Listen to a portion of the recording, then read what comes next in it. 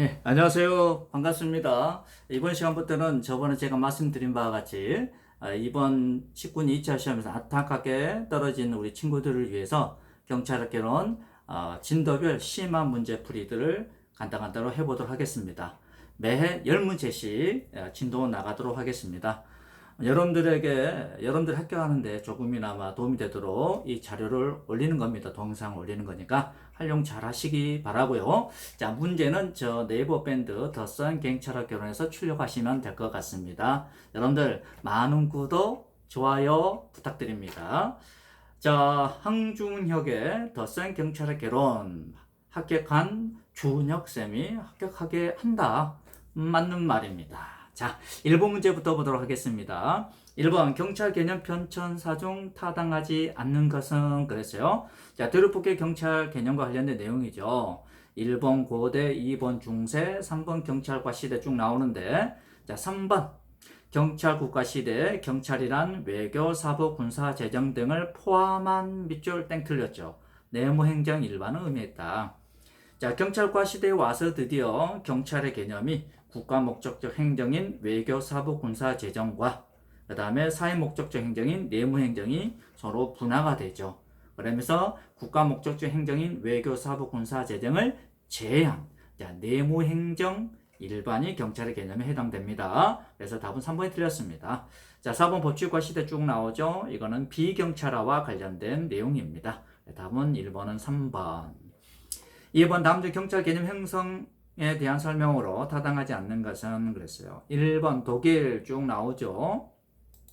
칸트 계몽주의 사상과 자연법 사상 쭉 나오네요. 1794년 프로이센 일반 난트법. 자, 일반 난트법의 1 동그라미 절박한 위험을 제거 방지하는 것이 임무다 라고 규정했죠. 그래서 경찰의 직무를 소극적인 공공의 안녕과 질서 유지 한정하였습니다. 맞는 말입니다. 경찰 개념 형성 과정에서 경찰의 사무였던 것을 다른 관청의 사무로 이관하는 것을 비경찰을 하는데 비경찰 사무에 해당되는 것으로서 쭉 영업경찰, 건축경찰, 풍속경찰 등이 있다 그랬어요. 뭐 위생경찰 등등등 있다. 그래서 틀렸죠. 왜 틀렸느냐? 풍속경찰이 들어가서 틀렸습니다. 자, 풍속경찰은 풍속사범을 단속하는 경찰로서 형식적으로 생활안정관의 생활질서의 형사들을 말합니다. 그래서 이건 협의행정경찰, 비경찰의 대상이 되었던 협의행정경찰이 아닌 우리 보안경찰에 해당되는 것이죠. 그래서 답은 2번이 틀렸습니다. 그 다음에 3번 경찰 개념 발달 과정에 관한 설명 중 틀린 것은 그랬어요. 자, 16세기 독일의 제국경찰법 나오죠. 교회 행정을 제외한 세속적 사회질서 유지에 관한 일체 국가행정을 의미하였다. 맞는 말이죠. 그 다음에 쭉 나오죠. 1931년 프로이센 경찰행정법 나오네요. 소극적 위험 방지를 위해서 의무에 합당하게 재량권을 행사하라 라고 규정했다 그랬죠. 그런데 보니까 공공의 평온, 안녕, 질서를 유지하고 또한 공중 및 그 개개 구성원들의 절박한 위험을 방지하게 하여 절박한 위험 밑줄 그러면 1794년 프로이센 일반 난트법에 나와야 되죠. 1절 위험을 제거 방지 이렇게 나와야 되죠. 두 문자를 암기하는 겁니다. 그래서 2번이 틀렸습니다. 1884년 프랑스 지방자치법전 치 동그라미 보니까는 위생을 확보함을 목적으로 한다. 위생 동그라미 그래서 치 위생을 확보함을 목적으로 한다. 자, 위생이라는 것은 협의행정경찰이죠. 그래서 협의행정경찰인 위생도 경찰의 임무에 해당됐다는 겁니다. 이번 2차 시험에 나왔던 내용이죠. 그 다음에 4번 프로이센 법원의 크레츠 베르크 판결은 경찰 작용 목적 축소에 결정적인 전개가 되었다. 맞는 말입니다.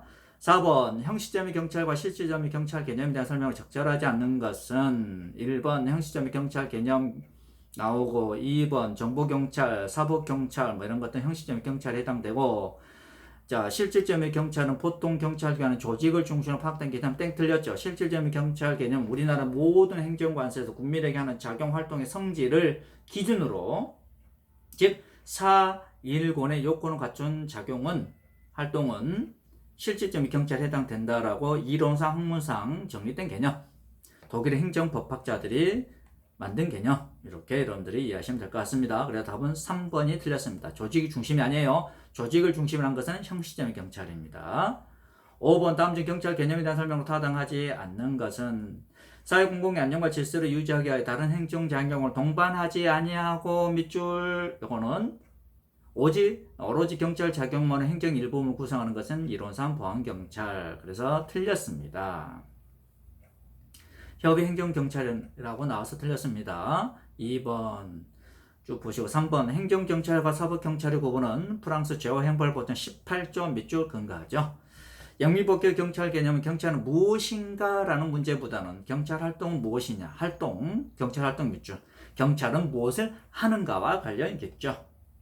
그래서 답은 1번이 틀렸습니다. 6번 경찰 임무를 공공의 안녕과 질서에 대한 위험 방지라고 정의할 때 위험에 대한 설명으로 옳지 않은 것은 그랬습니다. 1번 위험의 개념이 나옵니다.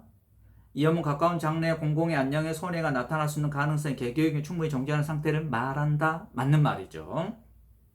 2번 경찰이 의무에 합당한 사리 깊은 판단을 하여 심해 경찰관이 사람을 살려달라는 외치는 소리를 듣고 출입문을 부수고 들어갔다. 근데 실제로 노인이 켜놓은 TV 형사구 소리였다. 이건 외관적 위험, 외형적 위험을 인식한 사례죠.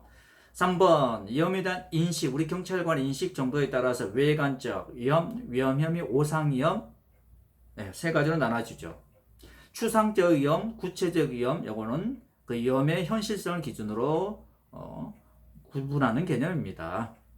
4번 오상 위험과 관련된 내용 나오네요. 오상 위험 다른 말로 추정적 위험 잘 봐두시고요. 답은 3번이 틀렸습니다. 7번 경찰의 기본적 임무를 공공의 안녕과 질서에 대한 위험 방지라고 정의할 때 위험에 대한 설명이 적절하지 않는 것은 1번 손해 가능성으로서 위험은 가까운 장래에 공공의 안녕에 손해가 나타날 수 있는 가능성이 개개에 충분히 존재하는 상태를 말한다. 맞죠? 손해란 보호받는 개인 및 공동의 법익에 관한 정상적 상태의 객관적 감소를 뜻하며 보호법익에 대한 현저한 침해가 있어야 한다. 맞는 말이죠.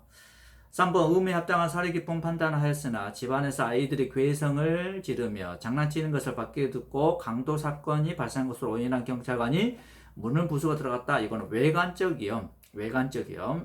위험을 인식한 사례죠. 네, 답은 3번이 틀렸습니다. 8번 경찰의 지역 관할에 대한 설명으로 적절하지 않는 것은 1번, 2번 나오는 2번 국회의장의 요청으로 경찰관이 파견된 경우에는 해당 건물 밖에서 밑줄 경호한다. 외교 공간과 외교관의 개인 주택은 국제법상 치해법권 지역으로 불가침의 대상이 되지만 외교사실의 승용차, 보트, 비행기 등 교통수단은 불가침 대상이 아니다. 땡 틀렸죠. 네, 답은 3번. 9번 경찰 인권보호규칙상 경찰청 및 지방청 인권위원회에 대한 설명 틀린 것은 1번 위원회는 위원자 1명을 포함하여 7명 이상 13명 이하죠. 13명 밑줄. 이게 여러분들 시험에 승진시험에 간부시험에 15명으로 나와서 틀렸죠. 13명 이하입니다. 이때 특정 성별이 전체 위원수의 10분의 6입니다. 7이 아니에요. 초까지 아니어야 된다. 2번 위원회 회의는 정기회의와 임시회로 구분하여 정기회는 경찰청은 월 1회, 지방청은 분기 1회 개최한다. 월 1회 밑줄, 분기 1회입니다. 3번 위원장과 이촉대 위원회 임기는 이촉된 날로부터 2년 밑줄 3년이 아닙니다. 위원장직은 연임할 수 없고 위촉위원은 한 차례가 아니고 두 차례 연임할 수 있습니다. 그래서 답은 3번.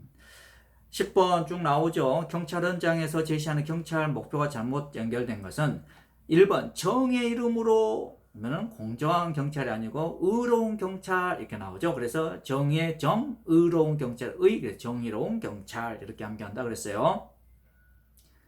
공정한 경찰은 양심에 따른 이렇게 나오죠. 그래서 양공한 경찰 이렇게 우리가 암기한다 했어요. 2번 성실하게 수행하는 근면한 경찰, 성근 경찰. 3번 봉사하는 친절한 경찰, 봉진이 경찰. 4번 검소하게 생활하는 깨끗한 경찰, 검게 경찰. 이렇게 여러분들이 두 문자를 암기합니다. 그래서 답은 1번입니다. 이렇게 해서 간단히 1번부터 10번까지 살펴봤습니다. 여러분들 이번 2차 시험에 안타깝게 필기 시험에서 우리 떨어진 친구들, 또 2차 최종 시험에서도 안타깝게 떨어진 친구도 있을 건데요. 이번 필기 시험에서 경찰학 결혼이 한 60점 이상 넘었다. 이러신 분들은 기본 이론을 다시 듣는 것은 조금 제가 봤을 때는 비효율적이지 않나 그런 생각을 합니다. 그래서 심화 수업을 들으시고요. 기출문제 많이 푸시고 두 문제 암기하시고 그런 다음에 내년 1월 달에 있을 동형 모의고사 반, 그 다음에 진도별 문제풀이 반 꼭 여러분들이 수강하셔서 내년은 다 합격하시기를 바랍니다. 여러분들 마지막으로 여러분들 구독 꼭 하시고 좋아 꼭 눌러주시기 바랍니다. 그래서 앞으로 계속해서 진도별로 좀 더 심화된 문제들을 가지고 여러분들과 만나 뵙도록 하겠습니다. 제 심화 문제 자료는 제 밴드 네이버 밴드인 더 센 경찰의 결혼에서 출력하시면 될 것 같습니다. 아무튼 이 동영상이 여러분들 합격하는데 좋은 어떤 길라잡이가 됐으면 좋겠다 그런 생각을 개인적으로 해봅니다. 아무튼 대한민국에서 경찰 준비하는 우리 많은 수험생들 정말 화이팅입니다. 추석도 끝났죠? 공부 열심히 합시다. 아침 저녁으로 쌀쌀하죠? 감기 조심합시다. 예, 수고하셨습니다.